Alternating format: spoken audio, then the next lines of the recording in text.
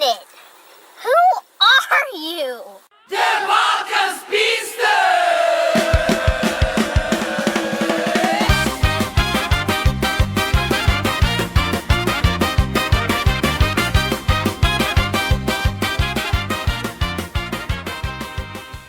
Okay, now I can say hi.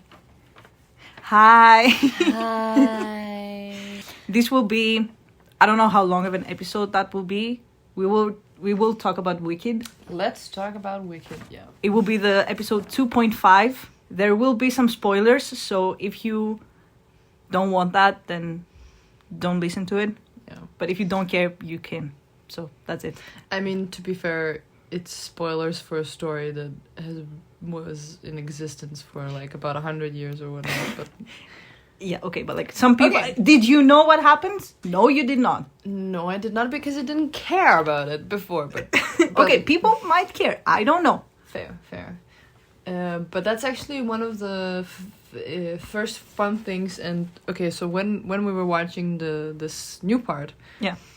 the part where she survives, if you remember, I was like, well, isn't she supposed to die? Yes.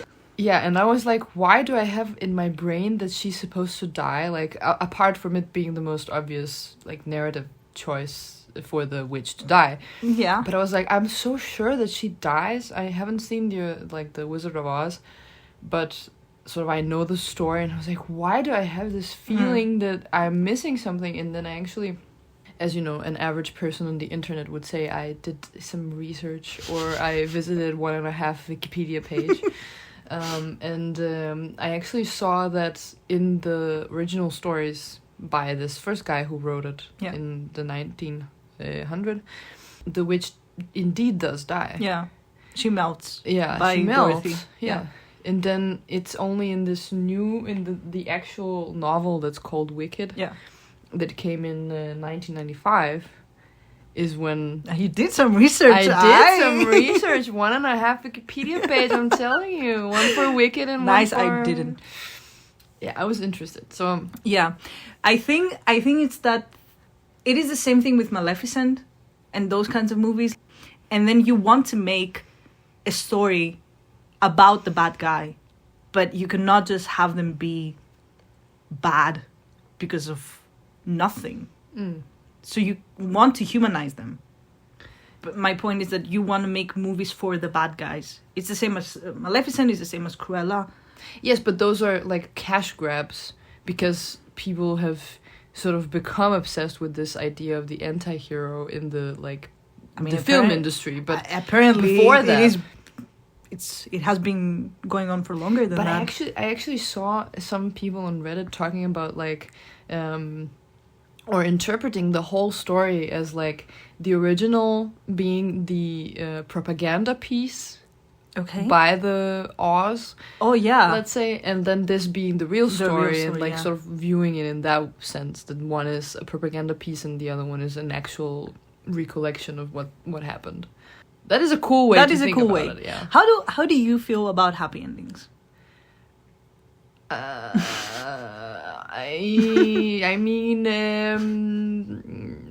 mean, I prefer it in like. I think I prefer it in the type of movies that should have happy endings. You know, not, like okay, what does that mean? Like, I don't want in the end of Lion King for everyone to die. Like, I don't want a big hunter coming in shooting all animals. You know what I mean? Like, that's not what I need from that movie. Okay. Or I don't need all 101 Dalmatians dying and being coated. You know, when I'm turned into like leather purses. Like, that's not where I need like a realistic ending. I need like a happy ending that's sort of like delusional and like has some level of imagination in it. And for that matter, I think in Wicked, maybe I would lean towards it being fine to be a happy ending. Like, I don't go into that movie expecting that it's gonna be realistic. No, but what would you prefer? I would prefer it to be a bit more, slightly more dark. Yeah, okay. I think that in my head, I find happy endings to be more satisfying because it kind of brings everything to not a closure, but you're like, oh, okay, they lived happily ever after and that's it. But I prefer the dark endings more, and I do appreciate when, you know, writers, and in any case, like books and films and everything, that they have the guts to kill off main characters. No, I completely agree with that. It has to happen. It has to have some stakes. And however you said... Yeah, but not the stakes is like, oh, everything seems impossible and suddenly from the sky a solution comes. That's not that's realistic. also not stakes, because that's like like a higher power that you could not have foreseen as a reader or a viewer coming in, and that's a cheat code. In my eyes, that's a cheat code of like, oh yeah, this impossible task that we set up, we have no idea how to solve it, so we will invent a god that can do it. You know, I think that's a cheat code. When I say stakes, I mean like I need to know that this whatever's happening in the story is important for some reason. Like if I don't have those stakes, then I don't know why I should care for the story. That I agree with. You know, my point is that I would have preferred if Elphaba actually died and not run off with Fiero. Yeah, you see, I was more overwhelmed with my curiosity of my own thoughts of like, I think when I saw that happen, I was too introspective and I was like amazed at how much I'm surprised that it's happening. And I was like, why am I this surprised? Why did I expect this? Okay. Because I really didn't think the movie would do it. Yeah. Like, it didn't send me those like vibes at all. So I was like, why did I think it's gonna happen? But it is not actually the movie writers that... No, it's the Wizard of Oz. Yeah, that's where she dies. And then in the Wizard of Oz movie with Judy Garland from 1939, she also dies there. Yeah. But in the actual novel called Wicked, because there is the original Wizard of Oz novel, then the movie based on that. Yes. And then there's the original Wicked novel. And the musical based on that. And the musical based on that, and now the movie based on the musical. Yes. And actually, the fun fact is, if these numbers by the almighty Wikipedia are correct, so the Wicked musical on Broadway... 2004? 2003? Yeah. And apparently there's so many hoops to go through to even get on Broadway. Do you know that the singing voice of the Elphaba, like the Wicked Witch of the West, in Broadway is the voice of Elsa from Frozen? I'm not a fan of that voice. Yeah, well, it hits hits a nerve in my brain that wants to scream. I don't know why. Okay. Is it too peachy? Yes, but too pitchy in like a weird way. Yeah. It's, I don't know how to describe it. Okay. But what I was going to say is that it's just like I was at least a bit baffled as to like why are they making this movie? Because you have, you know, Phantom of the Opera, which was already remade, but that would be my first choice for making a movie about a musical, like based on a musical. Like I would try to do something like that because I just feel like so many people know that story, and it's like, but it has a movie already, but a better movie. Okay. Like a much better movie. Yeah. not that. I don't understand what's wrong with the Phantom of the Opera movie, but okay. You like that movie? Of course I do. Of course you do. Yeah, okay.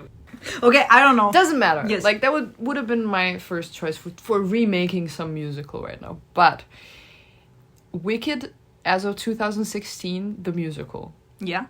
Has made, since it's running, like its beginning. Well, it has been on from 2004 until 2016. Yes, and I think it's still on. Wow.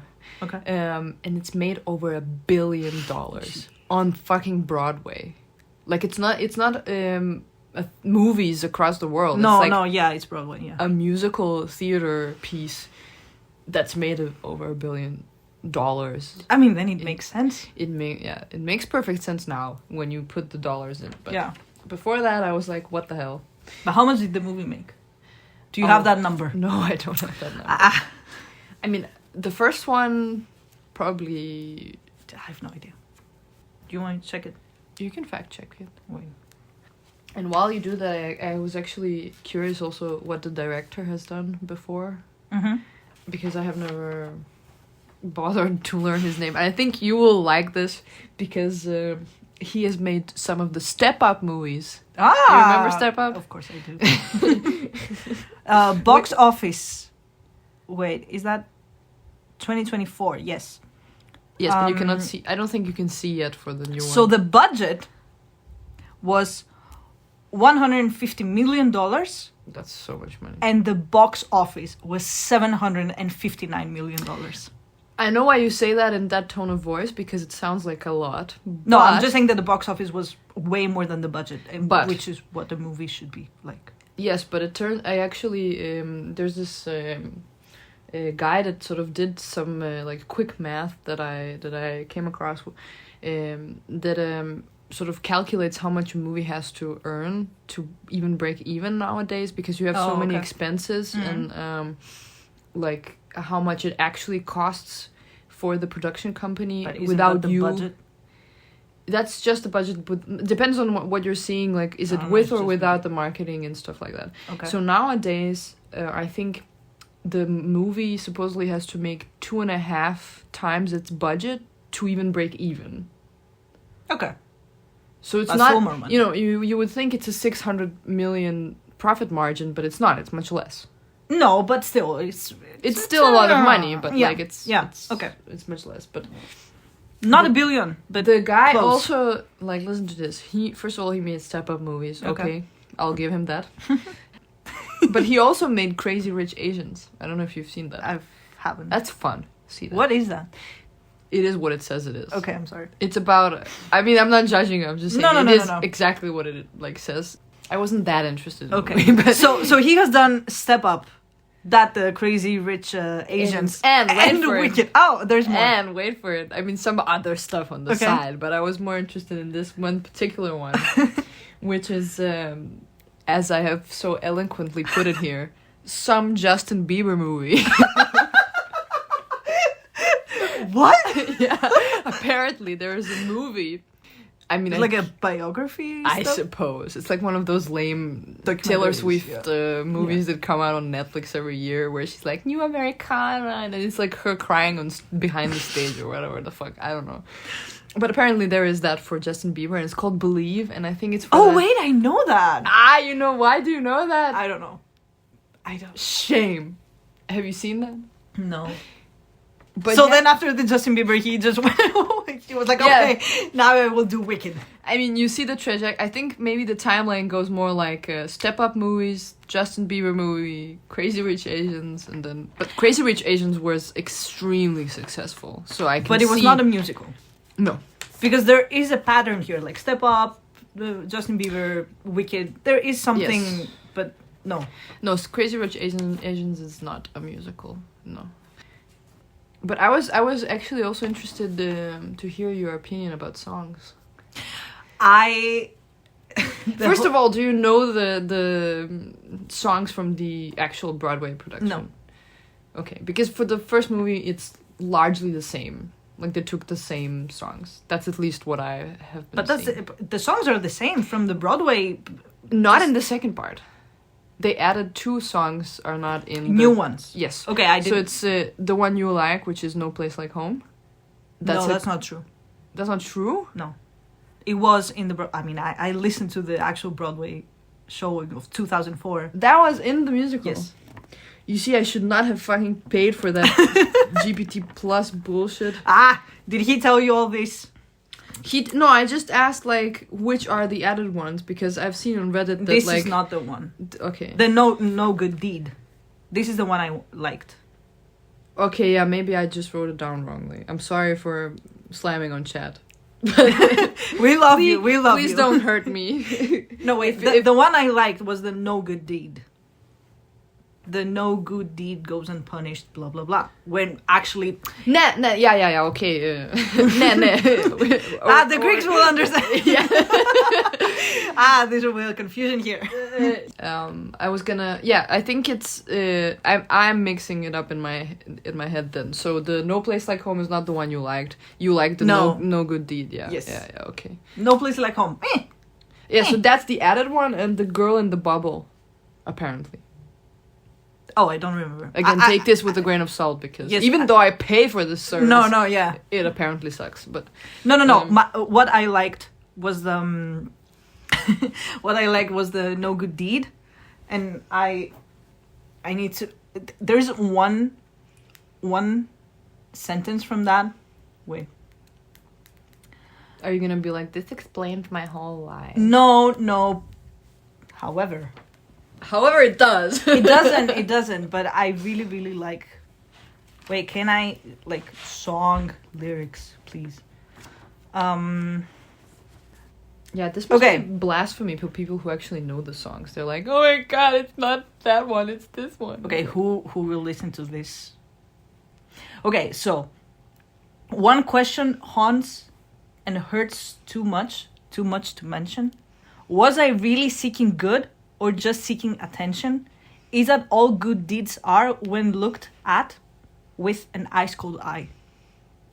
Yeah, okay. I also thought that was interesting while I was watching. Yeah. Like in the So theater. I'm like, wait, there is something here. Okay, there is something here, but keep an asterisk to that. I definitely will, because this might be controversial what I'm about to say. It was a lovely experience, lovely movie, but for a majority, especially in the first part, I have kept my brain capacity at like 30% at best. I think that's too much still. That's maybe Yeah. to follow Yeah. the colors Yeah. and whatnot. But when that part of the song came, I was like, oh yeah, that's actually a pretty interesting idea. Like, and then I started actually thinking. Yeah. So I also liked that part because it made me think. So keep it up on that. I think the funniest moment with this experience, we were sitting like one next to each other, and it was when the Wicked Witch, like Alphaba and Fiyero, who will become the Scarecrow, Dum, dum, dum. yeah, finally like got together and they started singing, and then you were like, stop singing, just fuck already. What are you doing? Just put your clothes on. Take your clothes off and just fuck. I think that was like, so I read also that they have with respect to the musical now, like not the novel, that they have changed some of the places where they put the songs and added some like, and I think that's that bullshit with adding songs and dialogue, and I just don't understand why we have to like sing when we talk. So But this is what a musical is. but it doesn't have to, like, yes, I get it, and I acknowledge that it's just me hating musicals and liking one and tolerating others. Okay. I still think that it's nicer if you have like a concrete dialogue and some scenes and then a song number. I agree with that, yes.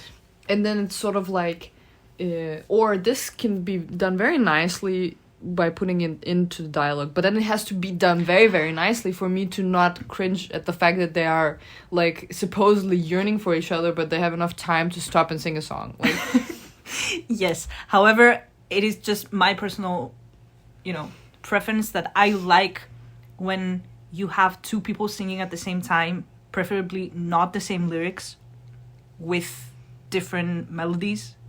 And if it's done correctly, I dig that so much. like fire and rain. But to get back to the singing, I mean, That's just my preference. Like, I like that.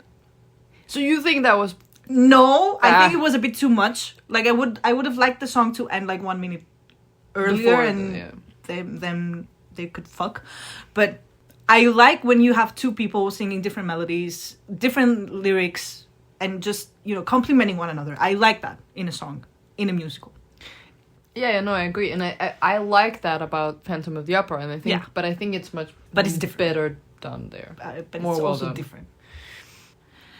Anyway, we can also agree that the real enemy was her sister. Yes, definitely. The fucking bitch.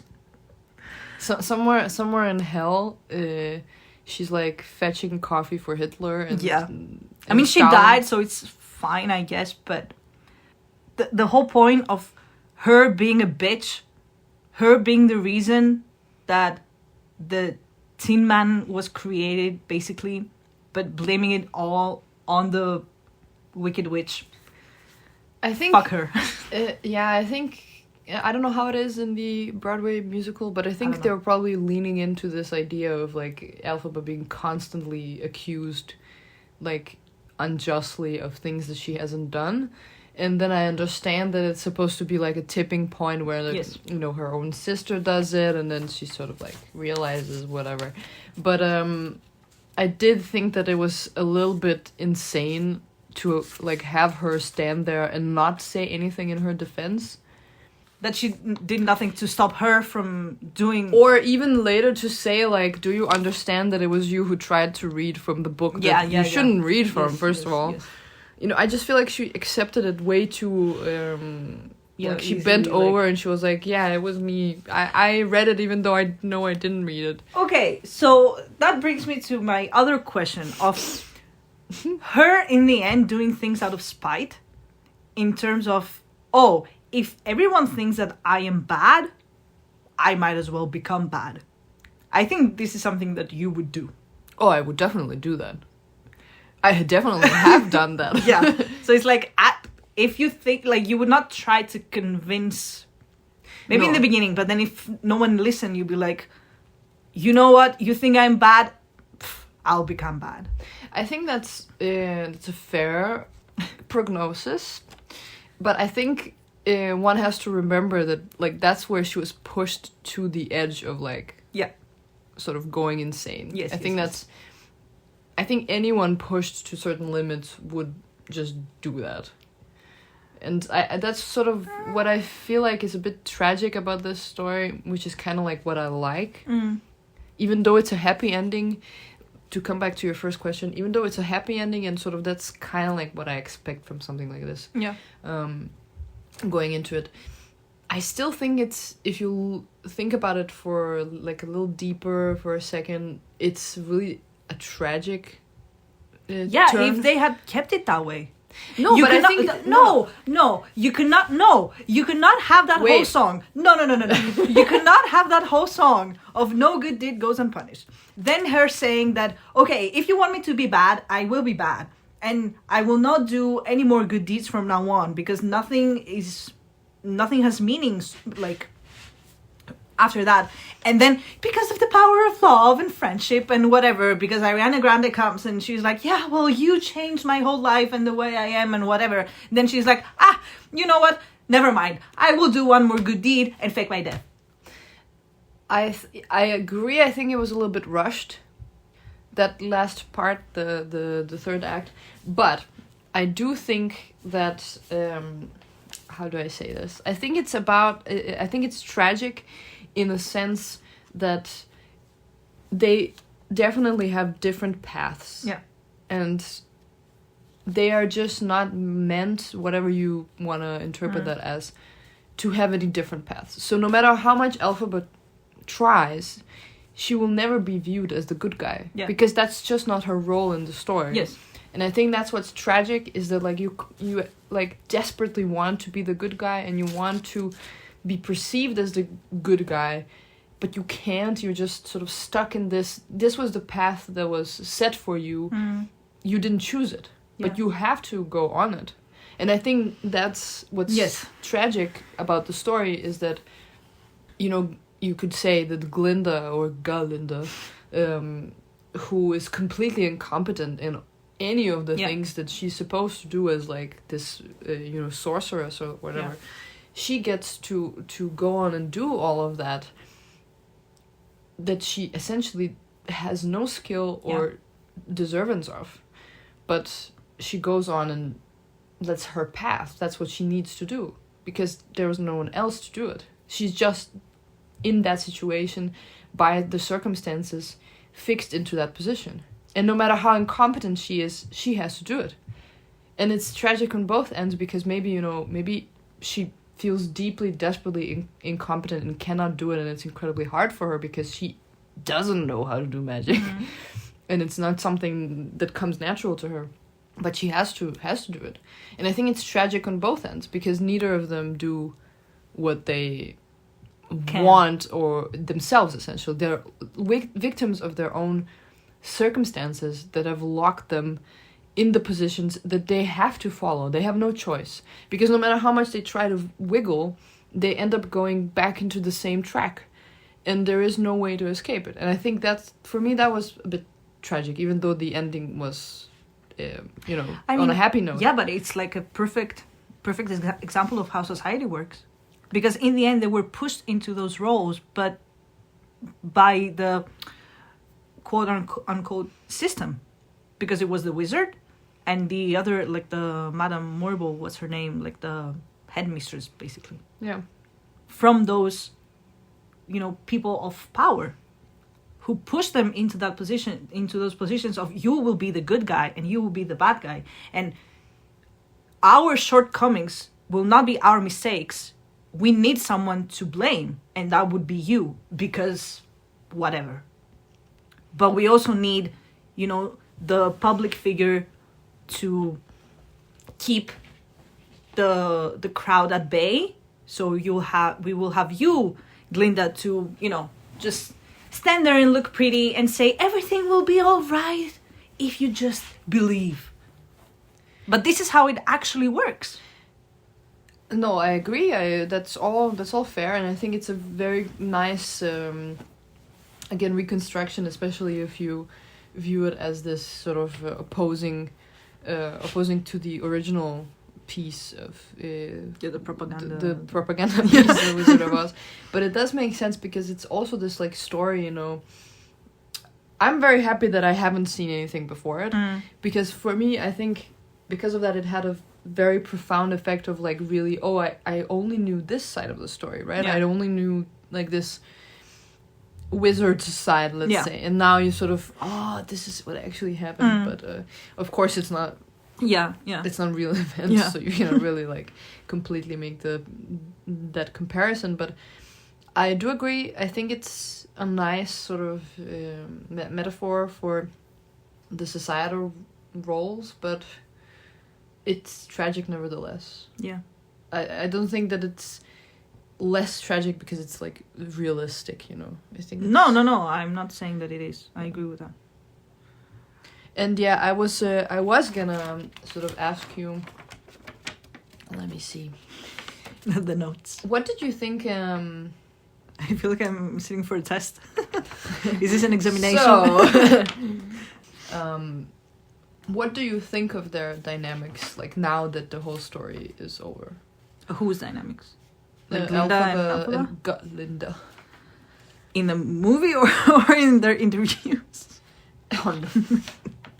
I think, okay, so now I think we can go the Jared also the Jared Leto, but I was thinking actually Heath Ledger memory lane, and I could maybe like argue that they went into the roles a bit too much, and maybe they like got a little bit fried up there in the brain, and now they're kind of like now saying that goodbye at all times, like in the movie. I don't know, because now that I found out that these were shot like just as one, so part 1 and part 2, it was just shot at the same time. They didn't have a break between those two. Okay. So basically all the press that they did after the ending of the filming, it's done. Like they did nothing more afterwards. So it's not that they filmed the first movie, then they had press, then they filmed the second movie, something happened, and now you have this press. The filming ended 2 years ago for part 1 and part 2. So now I don't know what to think about their interviews, because nothing happened between part 1 and part 2 coming out. Okay, but so you're 100% sure that the both of them were filmed before the first press tour? Yes. Okay, that does change things. Because they were kind of normal back then, right? Right? I mean, maybe our friend that we also went to the movies with was right, and because she said that, maybe the fame just pushed them all to, take Ozempic, which, guys, is not good. But now Novo Nordisk, the stock is going down, so please do something about that, please. Yeah, people are losing a lot of money. Yeah, well, I am also losing money, so Oh, you have no respect. Yeah, the point is that maybe they just couldn't handle fame. I cannot help but maybe, also suspect that it's all a publicity stunt. Because, we are all... I think there is something there. Talking about it, we're all sharing it on social media. I think there is something there. And maybe not from Ariana Grande, but from Cynthia, there is something there. No, I think they would both have to be in on it to know. No, I'm saying that I don't think it's just a publicity stunt. Oh, you think there is actually cuckoos? I think there is something going on. I don't know what. The movie had some sort of lesbian vibe. It did. I, not knowing what the story was about at all, I was kind of really, really rooting for it having, them riding off into the sunset as a lesbian couple. I think that if they remade it now, not based on the actual novel, 100 years ago, which of course wouldn't have lesbian... Okay, no disclaimer. Okay, the sorry. Wicked novel is from 1995. Okay. The Wizard of Oz story is from 1900. Okay, 1995. Would they have a lesbian couple back then? No. But if they were to remake it now, I think they would make it so that they were a couple. If they didn't follow that storyline, they would make them be gay. Yeah, probably. But I mean, everything was there. Come on. Yeah, I think it was insinuated that it's a bit of a... At least that's how I took it from the first movie, not so much from the second one when it was obvious that she was in love with Fiyero or that they both were. But I think from the first movie, I got the vibes which I really appreciated, is that it's undefined, and that all of those relationships from the first movie had elements of everything. And I think that was more realistic to real human relationships. You don't have always that clear cut sort of division of what you feel for people, but sometimes for example, take two of them. They're best friends, but sometimes they feel something different, but it doesn't have to mean anything or lead to anything. I don't know if I'm justifying here no, I get what you mean. Screwing around with your friends, but or something, but I'm really not trying to. But it's just this a very, very flowy, undefined relationship that I would expect for people who are supposedly in the first movie teenagers, right? I agree, and I would have the same opinion with you if I felt like they did this intentionally and it was not a mistake. You don't think it's intentional? No. Okay, I thought it was intentional. I don't think they thought that deep. Okay. I thought they were okay, you see these group of teenagers who all sort of love each other as friends. All of them in the first movie, they all had some kind of affection towards each other. Yes. All of them. So all combinations, Fiyero, Elphaba, Glinda, Fiyero, everyone. So I thought it was a purposeful thing to leave it ambiguous and be you know what, these are people who are trying to figure it out, right? What they feel for each other, all of them. So, but yeah, then in the first movie, I like what you're saying, and I agree, but I don't think it was intentional. Okay. At least not to that extent. I think that everyone would be happy if in the end they were a throuple. Yeah, but then I couldn't really understand. How do you make a story out of a throuple? No, they just all three of them in the end walking towards the sunshine. I think this ending makes sense in terms of Elphaba moving away, going into this unexplored land, because no one else would be able to do that. No, I agree. And it does make sense. I think the only chance that she has for any normal life is somewhere not there. Yes. Not because of the sheer fact that sort of a lot of things has happened, but just for the fact that she obviously doesn't feel accepted there. Yeah. So or wanted or anything. Or she doesn't feel like she has like-minded people there. All of those things. So I think that was a pretty good way to wrap up her. Speaking of that, do you feel or am I again reading too much into this? Do you think in that last scene one of the last scenes when Glinda opens the grimory, but it was because sort of like it was shot in this edited in this way where it sort of cuts back to Elphaba. Yes. And they both look at the same rainbow, Yes. and then like the grimory opens. Yes. Did you interpret that as like, again, Glinda being so fucking incapable of doing anything that it was kind of like Elphaba opening it for her from the far away, let's say? You know what I mean? Yes, but no, because the song that was playing at that point was the one that they were saying like, oh, I changed because of you. So I took it more as like Elphaba made Glinda able to read the grimoire. But what, through power of friendship? Like she didn't learn anything. I don't think it's about learning. I think it's about you having the magic in you. So it kind of unlocked something in Glinda. So now she's able to read the book. That's what I got from that. Okay. That's certainly an interpretation. It's probably more correct. I don't know. Yeah. But just because of the song that was playing. Yeah, I was trying to block out the songs. No, Maybe I know. That was the wrong, Maybe that was the wrong approach. to a musical, you say. But yeah, this is what I thought. Like, oh, now after everything, because of course in the beginning, like, Glinda is that very shallow person who doesn't stick up for herself. She just wants to be accepted. She just wants everyone to love her, so much so that she will just say, lie about her powers and everything, just like the wizard.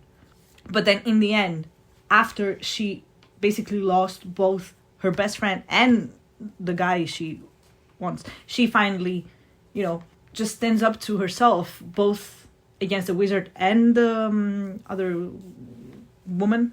So like she basically kind of stood up for herself and found the power within her to read the book because she met Elphaba. That's what I got from that. Oh, she needs a friend after all. Which again, I don't like that, the power of friendship and the power of love and whatever.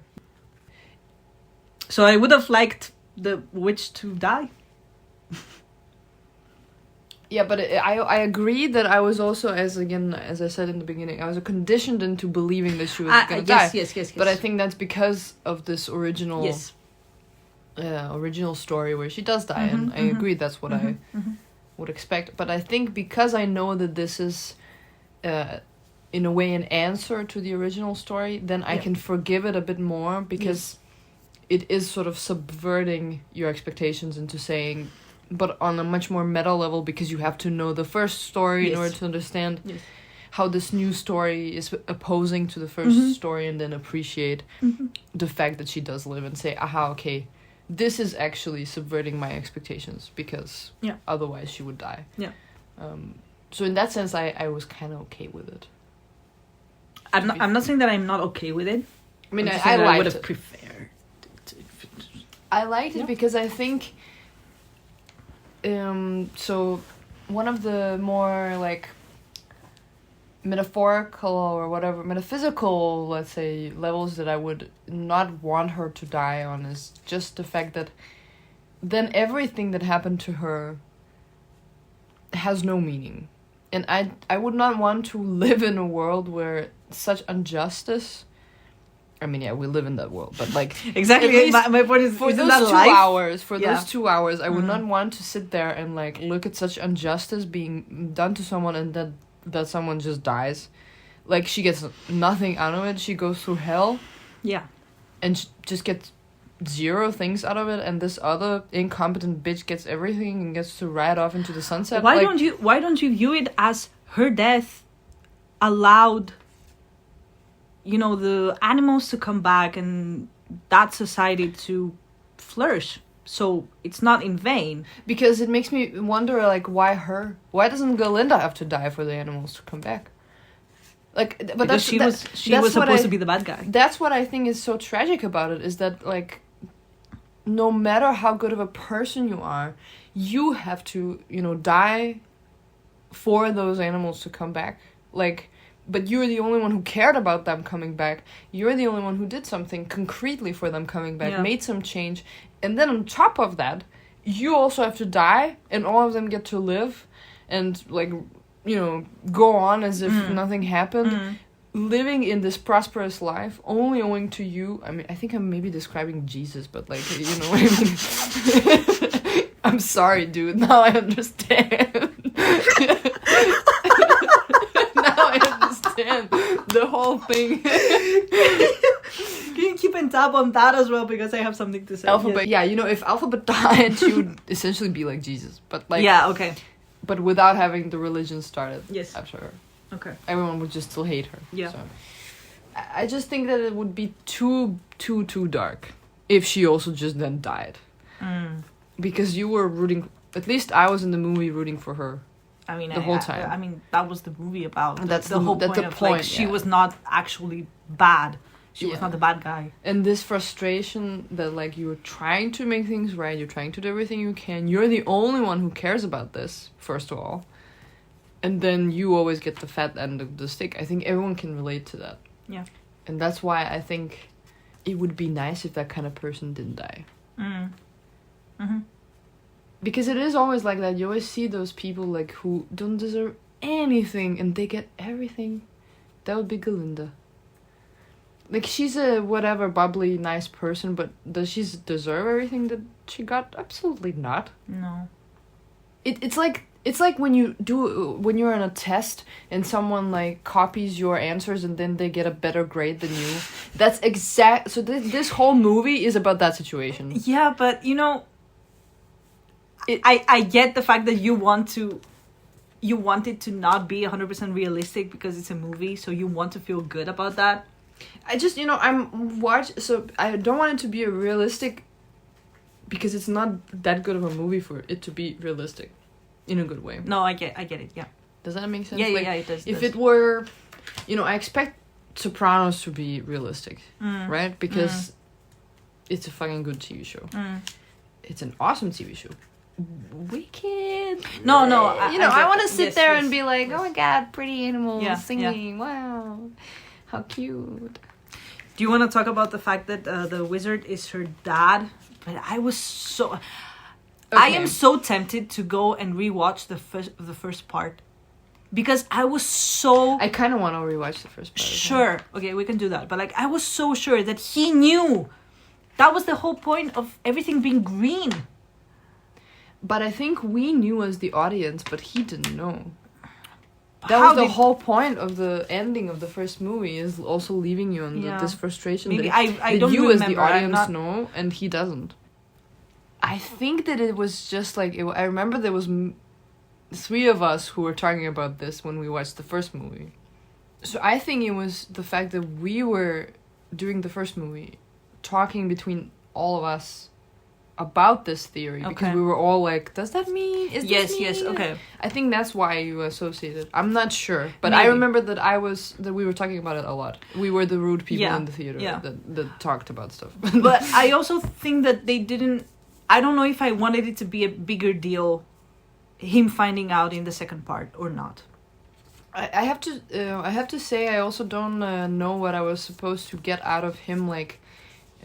crying in the end for that, feeling sorry, because I was like, I feel zero empathy for you now. I mean, okay, we both don't like the actor and everything. We also don't like... Yes, but the movie has also not given me anything to like about the wizard. No, yes. So I don't feel anything if he just, like, all of a sudden realizes he killed his own daughter by mistake. Like, okay, you deserve it. Yeah. Go to hell. Yeah, I don't know. I did expect something...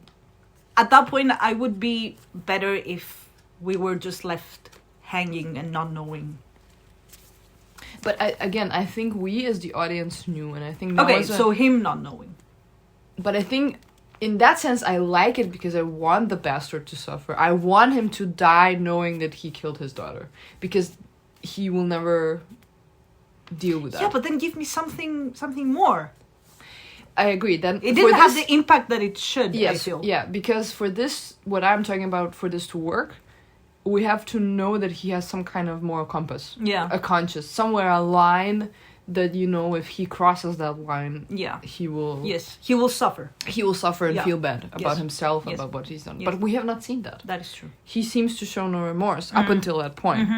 And then it's all of a sudden, what have I done? Whereas, like, we have not seen him at all trying to, or even thinking about the idea of kids, or any, like, if for example, if throughout the movie you saw that he had some kind of weird fixation for having children and never having a child or whatever, you know what I mean? Like, yeah, but it doesn't have to be for children. Like, we saw how he treated the animals. Like, there's not an ounce of humanity in him. but I would kind of understand if, like, if he always wanted to have a kid and then couldn't have a kid for whatever reason, Yeah. and then he finds out that the kid that he did actually have died because of him. Yeah, because of him. Yeah. I think that then I could understand that he feels the weight of that, because the thing that he wanted most sort of disappeared. Yeah. And through his fault, so that I would understand. But Yes. we have not seen that. Yes, I agree. Like that in my mind, that would make sense, but we haven't seen that from him, so I was confused. I was glad that he was feeling bad, but No, yeah, I get it. I think maybe Wicked is, or this movie franchise, concretely, not Wicked as the whole idea, but this could have maybe benefited from being 3 movies. I think I would maybe like to see more of her falling into this. I don't know, for me, the shift was slightly too fast. Yeah. From her trying to stop the animals from fleeing, to her saying no good deed goes unpunished. But I guess that's because they catch Fiero and whatnot, and that Yeah. her sister dies. Yes. Like, it makes sense, but still, maybe I don't know. Maybe I am okay with them being 2 movies, but then put a little more detail and have them be not 2 hours and 20 minutes, have them be 2 hours and 45 minutes. It's okay. Like, I wasn't saying, oh, let this end. I didn't feel the need to be like, okay, I'm tired now. yes, like, it could have been a bit longer. It could maybe, like, it would be okay if Yeah. it were a bit longer, and it gave us, something more. Not for plot, but for characters and their reactions. yeah, just to see. Like, I also them- got nothing from Fiero. I got nothing. I got a little. I mean, meh. I got more things from Bok than Fiero. But I also think his switch was too quick. What, Fiero's? Buck, that Buck guy, because But when both he of them becomes- were like, it was to save them. Yeah, but so when Buck becomes the Tin Man, and then he wants to kill the Wicked Witch, I just think, like, I think that him descending into that revenge mode was also a bit Yeah. unexplored. However, I don't really remember his dynamic with Elphaba from before, so I cannot really tell. I think they were fine. I I mean, he has seen what his diabolical sister has done. But So it's he's not in like- love with her.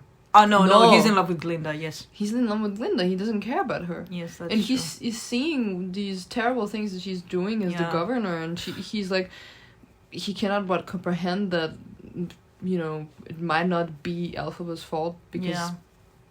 this person was also in the room, so, and he knows what she's capable of, so I don't know. I just cannot. I mean, maybe he's an idiot, to be fair. I don't know. Maybe that was set up in the first one, and I don't remember that he was just so diabolically stupid. No, but I don't know how fast you can, switch into revenge mode in those kinds of circumstances. Maybe it's not as weird as we think.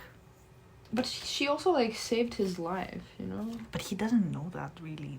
Does he?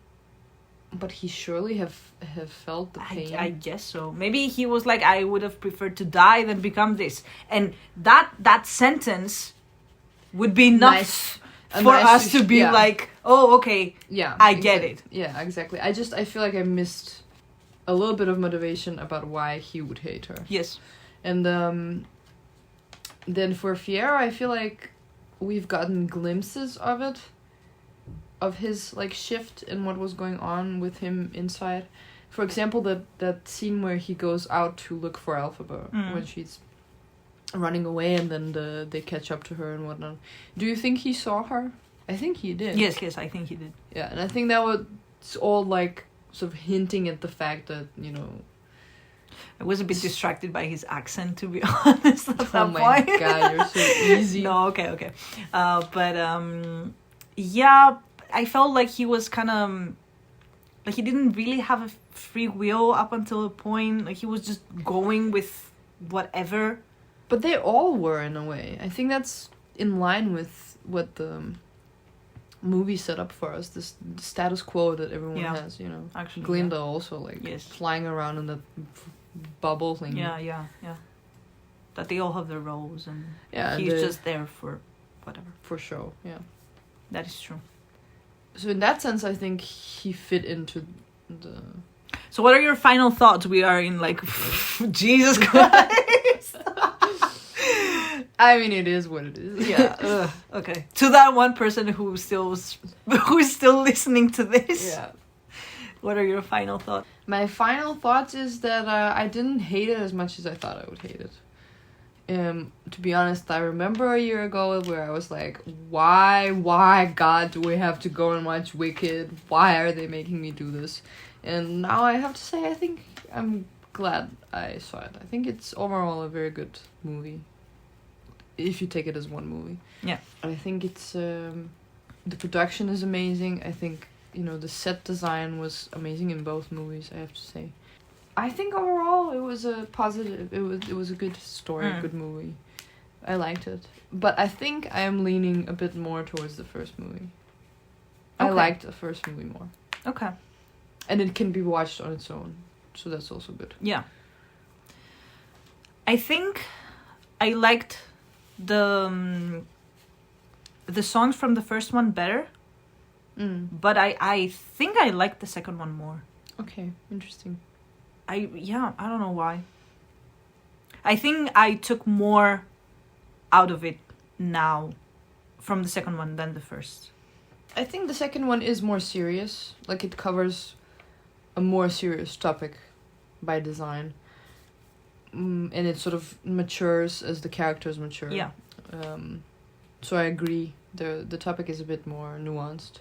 But I just think that, you know, that the fastness of it in the end sort of a bit threw me off. Yeah, okay. Bit.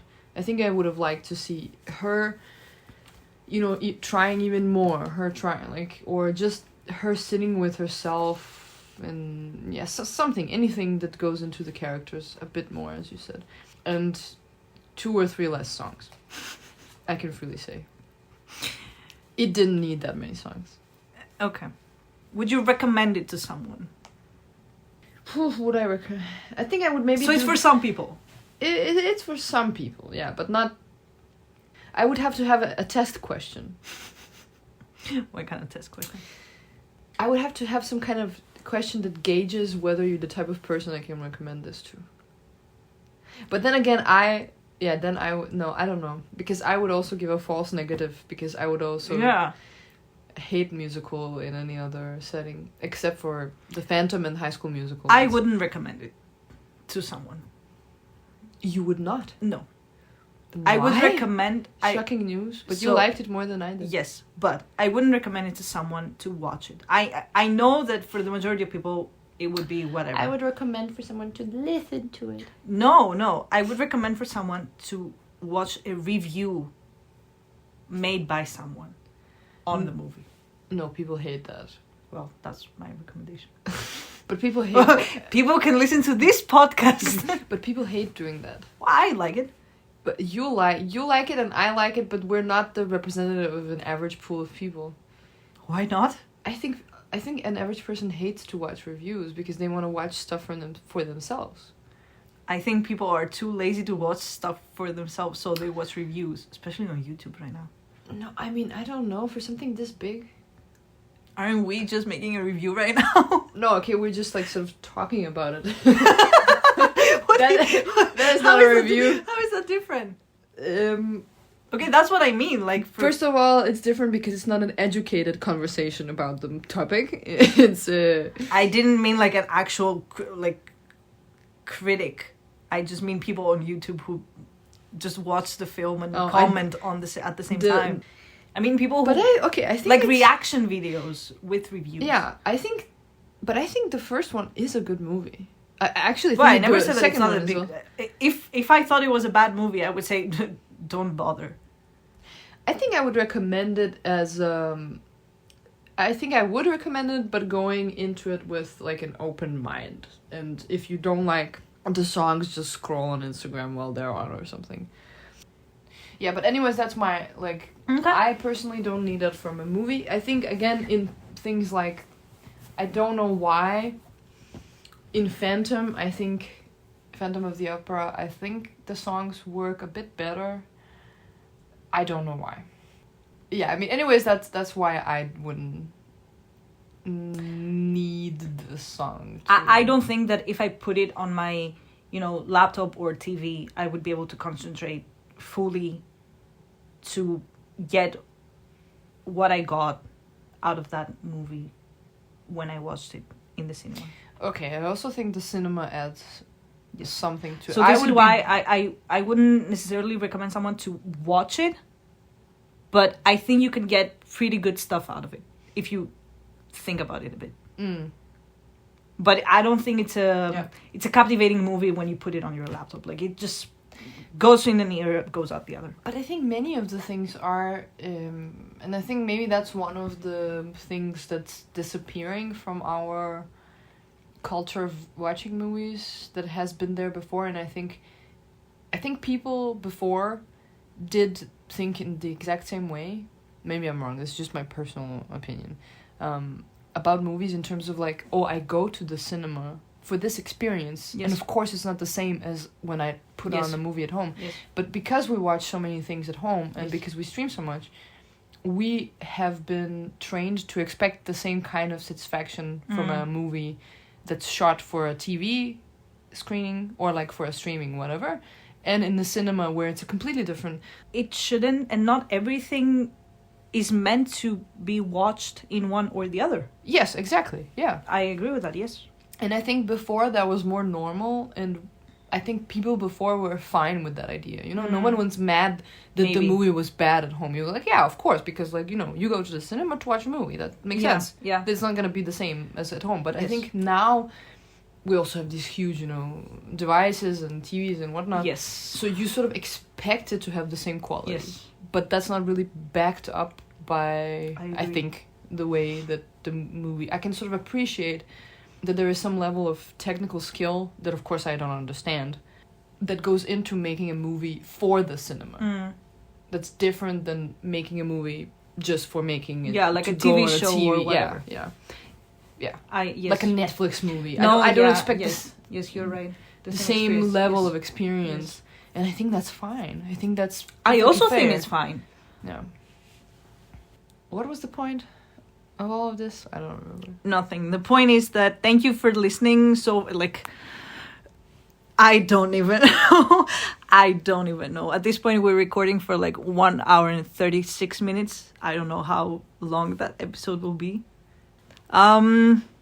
Again, you can follow us on TikTok and Instagram. You can follow us on Spotify. You can put 5 stars. You can Only if also you want to. only if you want to. You can also let us know. So Spotify wants me to put a category, to put the podcast under a category, and I don't know where to put it. So you can let us know what you think in the comments. I mean, if there's a category for like mentally ill people, or There isn't any. there isn't. No. Lack of representation. Yeah. Maybe there is one for like mental health. Would that work? I think that could. Yeah. Or lack thereof. Or lack thereof. Yeah. The next episode will come out Sunday as promised. I think it's fair to say that if I can talk for an hour plus about Wicked, that I have gone down a very dark, dangerous path. Why? Downward spiral. Okay, I think this talk was actually pretty, sophisticated. Sophisticated. Wow. Okay, we have You- a pretty you- low bar. You even did like the whole background check. I did nothing. I was like, yeah, we will talk about Wicked. Yeah, I felt I wanted to know. It started from me wanting to know where the fuck does so many songs fucking come from? I was like, Okay. there's no way they fucking put this in the play. Okay. And then I wanted to like know the differences, but But you know went how down I the am. rabbit Then I hole. ended up Yeah. somewhere else. Anyway, until the next one, you can say bye now. Yeah, I was trying to remember how Wicked ended and try to say the catchphrase from there, but I couldn't remember. Do you know that buffering sound? I was like, I'm sure there was a joke with Wicked in there, but I couldn't remember.